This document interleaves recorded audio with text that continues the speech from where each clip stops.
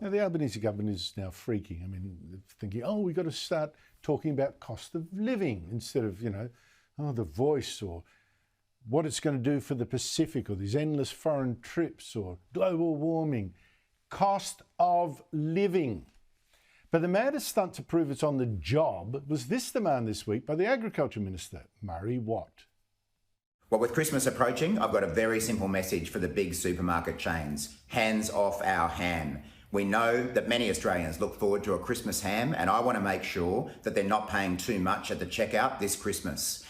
It's important that the supermarkets join what the government is doing in trying to provide relief for people. As a government, we're trying to provide energy price relief, cheaper childcare, cheaper medicines, fee-free TAFE, all sorts of things to take cost of living pressure off people. And now we need to see the supermarkets do the right thing as well. Right now, the major retailers are charging $8 a kilo for Christmas hams. I want to make sure that they don't lift those prices over the next couple of weeks. I mean, what on earth is this man complaining about? $8 a kilo for a ham is actually great value. I mean, prices haven't been this low for, I don't know, what is it, about 8 years? A leg of ham. I mean, $40, well, given how much I've eaten of this, is probably now $35. This could feed a family for days. That's great value. My God. Now, if you want later, if he wants to do something to cut the cost of living, may I suggest petrol? $40 can buy a ham that can last for days, but it can buy only half a tank of petrol, and nearly half of that is money grabbed by the government in petrol excise. So if you want to do something about cost of living, Murray Watt, how about you do something about petrol excise or all the other prices you're driving up? How about electricity? Where's that $275 cut in our bills that Labor promised? Stop these mad global warming schemes that lift your bills all the time. Joining me is Alexander Volts, contributor to skynews.com.au, writer for The Spectator, and Evelyn Reyes, Sky News presenter and regular commentator on this show. I mean, Evelyn, picking on the supermarkets when this government is itself driving up costs, especially by importing 540,000 migrants in 1 year, that's rich.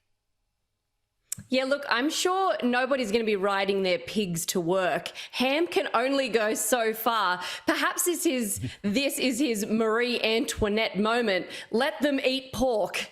But look, everyone loves a scapegoat. Someone can pin the problem on instead of themselves. The governments are experts at this. And while supermarkets have been, getting a few extra cents in their pockets for a long time with prices, like you mentioned, Andrew, this is one small cog in the machine, and it's really not going to make a difference. If the federal government of Australia were in charge of the Sahara Desert, in 5 years there would be a shortage of sand. That's what we're dealing with here. I think it's generally true of all governments. I think there's very few things that they touch that are better off for in the end. And sadly, there are lots of families struggling at the moment, and this Marie Antoinette moment was just kind of rubbing salt in the wound. Yeah, Alexander, I mean, seriously, there is a real attempt now to scapegoat supermarkets for problems largely caused by other factors like government. Well, Andrew, I just don't really get it, to be totally honest with you. Does Senator Watt seriously think that when he records that Twitter video, Australian people are sitting at home nodding their hands thinking, hands off our ham? What about hands off our Constitution and hands off all the other things that the government has interfered with and continues to interfere with at the moment? I don't know. I'll take your word for it that ham is at a good price. I think everyone's feeling the cost of living squeeze at the moment, but is this the quality of statesmanship that we have in this country at the moment? Hands off our ham. Yeah, thanks, Senator Watt. Fantastic. Brilliant. By the way, look, here's first a reminder of the yelling today by Attorney General Mark Dreyfus at Sky News' Olivia Caisley. A reminder, here it is.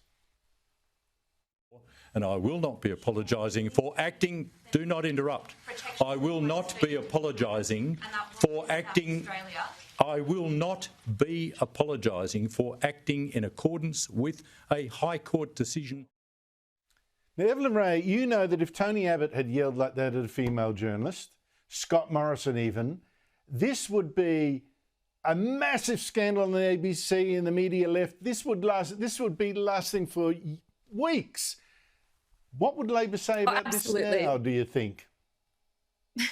Look, I think if it was Tony Abbott or it was Scott Morrison, we'd be seeing Me Too 2.0 movement starting all over again. We all know it. And I think that's the problem with this. It's the hypocrisy. Because let's be honest, I don't buy into any of the feminist movement rot. Look, if they want equality, they're going to get equality. I think at the moment, like a lot of these feminists want special treatment, but I don't buy into that stuff. I think that men and women are different. I think that if any politician was to speak to a female journalist who was on the wrong side of the political spectrum, that, like I said, it would be World War III on the patriarchy. But here is just a perfect example of the double standards that our country in our political spheres seem to have and possess. It's all they have, actually, unfortunately.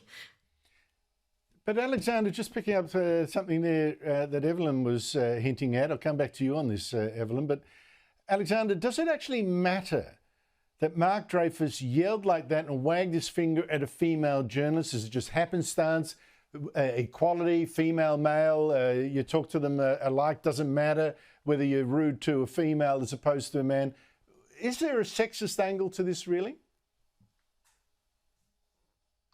Well, I'm not actually so sure, to be honest with you, Andrew. I watched that clip, and I also watched that clip with my girlfriend. She's a pretty good marker for these sorts of things, and we actually didn't have a problem with the way that the Attorney-General addressed the question. We thought his response was firm, and perhaps understandably so. What we took issue with was the actual content of his answer.